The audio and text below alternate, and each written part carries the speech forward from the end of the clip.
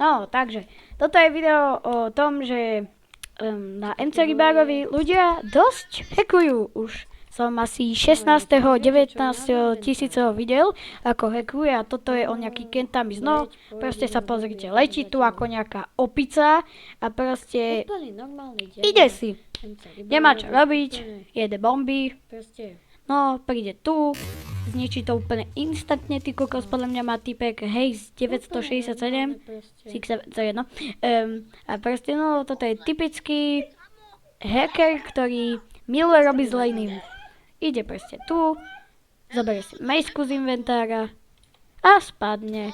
Dá ho mejskou, typci sa tam vyhovárajú, že hackuje, že mu sa to povie, že typci livujú hru.